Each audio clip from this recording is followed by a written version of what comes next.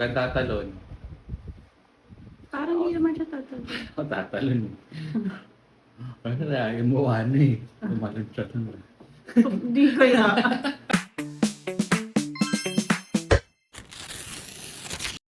So, every morning, nag-aaway kami ni Levi. Kasi ayaw niya yung vitamins. Sobrang different nga nila ni Ellie. Kasi naalala ko si Ellie noon, at that age, super dali niya lang painumin ng vitamins.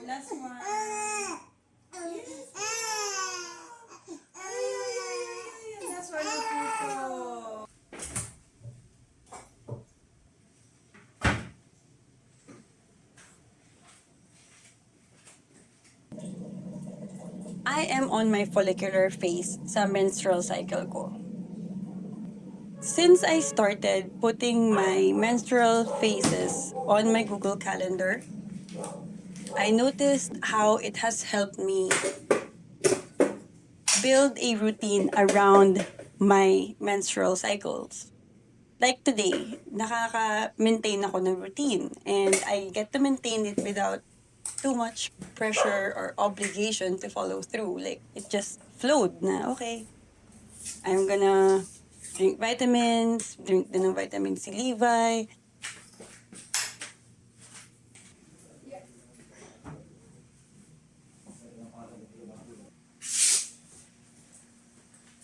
Actually, ngayon nga may ad hoc na nangyari, which is yung paglapas ng basura. Usually kasi yung asawa ko yung gumagawa niyan. Pero today, I think, na-overlook niya lang. So, but it was okay. Hindi siya big deal ng nervous system ko. Baba natin si baby, let him cry for a bit, and then collect the garbage real quick, then labas natin. No biggie. But kapag nasa luteal phase ako, girl, parang magugunaw yung mundo kapag hindi ko nalabas yung basura.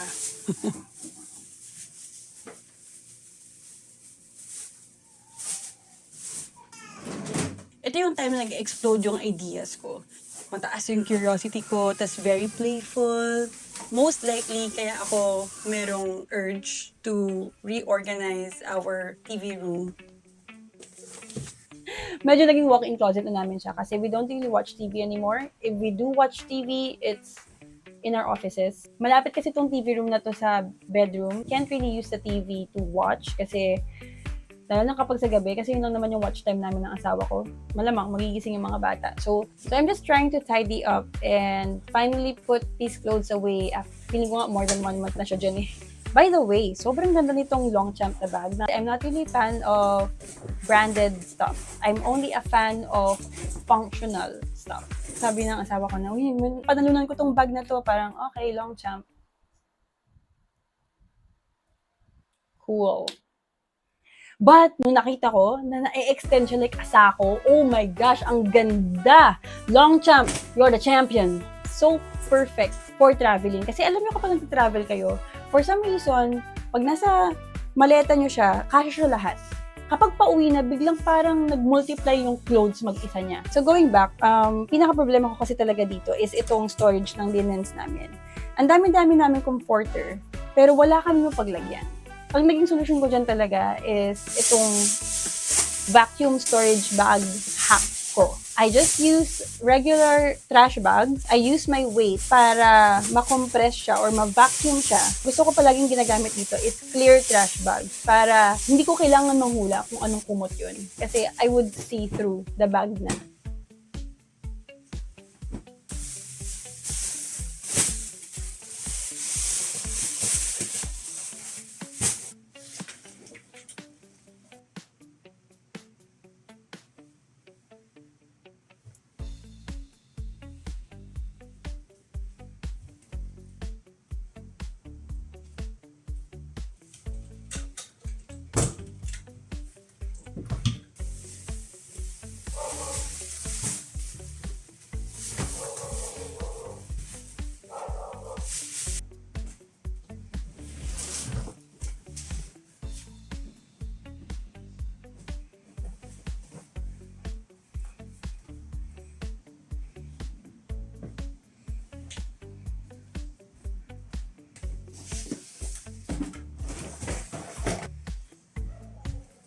Wala nang kalat sa TV room. Kasi lilipat ko lang siya lahat sa bedroom. Joke. Ibabalik ko naman to lahat sa closet.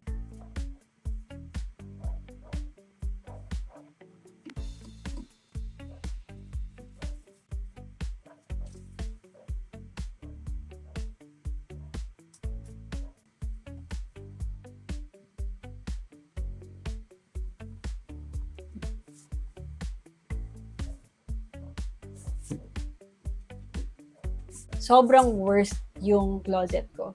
Aayusin ko yung clothes ng anak ko, tsaka ng asawa ko. Pero yung clothes ko, I don't even wanna look at it. As in, oh my gosh, disaster.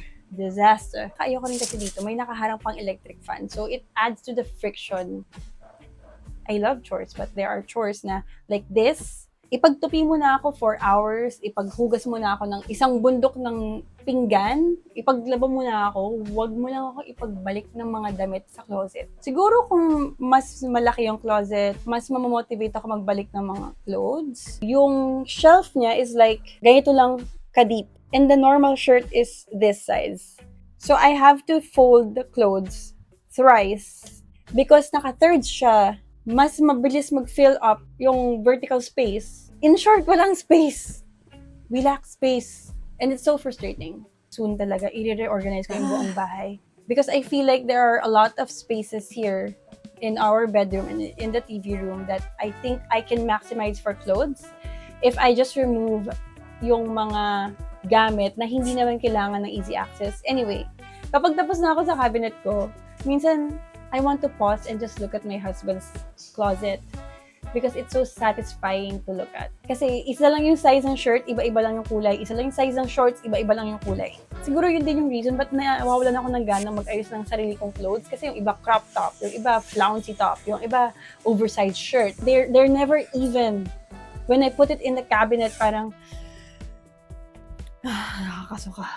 I love tidying our house. It's my favorite thing to do.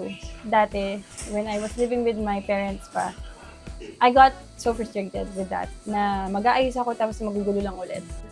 To a point na talagang hysterical ako, ganyan. Hindi ko alam kung may OCD ako or something. But now, especially having kids, parang ngayon ko lang talaga natanggap na, ganun pala talaga yung buhay, no? Kahit gaano mo siya ayusin, magugulo at magugulo siya. And that's the reason why God gave us the power to fix things.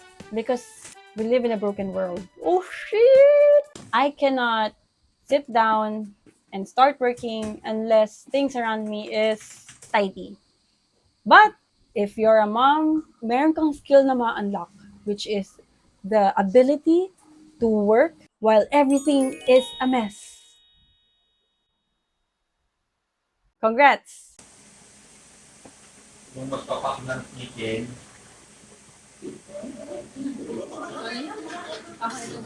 Kaya I have all this time and energy to do this kasi recently we had an arrangement with my mother-in-law. Iiwan namin yung 7-month-old namin sa bahay nila. In the meantime, Nood kaya ako ng series with my husband. Parang, okay, G.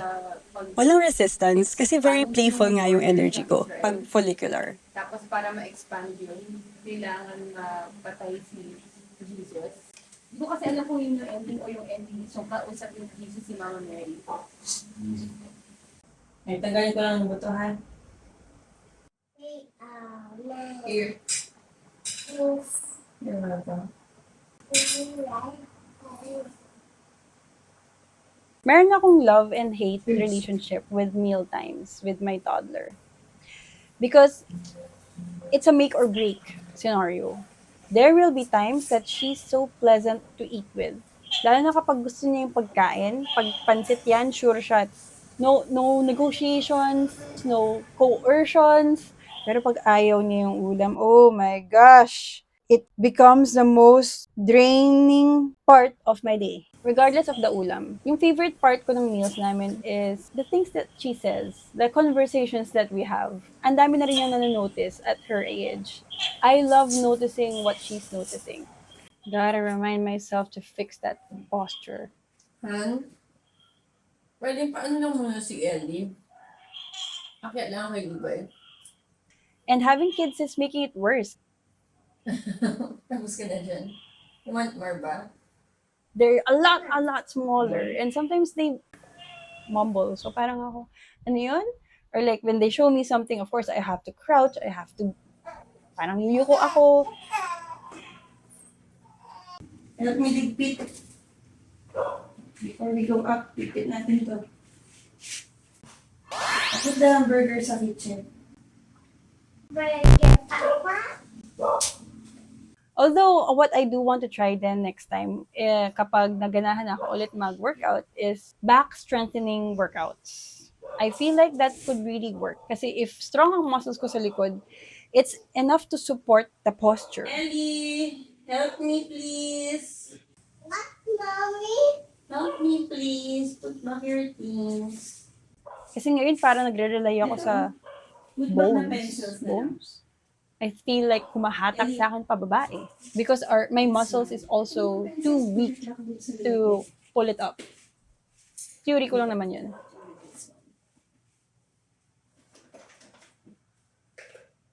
Something with the crayon? Yes. Kapag follicular ako, parang napakabait kong ina. Again, dahil sa playful energy, na sasakyan ko yung trip ng toddler ko. Na go with the flow lang, na we need to get things done. Pero I get to handle her in her own language and in her own pace. Hindi ko siya pinipressure. Having that kind of awareness really changed a lot in how I regulate my emotions.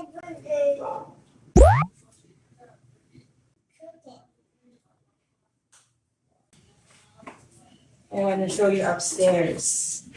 Wait lang. I'm gonna surprise you. I fixed our room. Look. Wow. Green bed. Clean bed. Let's brush your hair. A kiss. Okay. Ano wala? Ang galing mo naman mag-brush ng hair. Let's put lotion sa legs mo. Wow! Good job. By my own. Yeah, on your own. By myself. By yourself, yeah. Face mo naman. Can you see your face?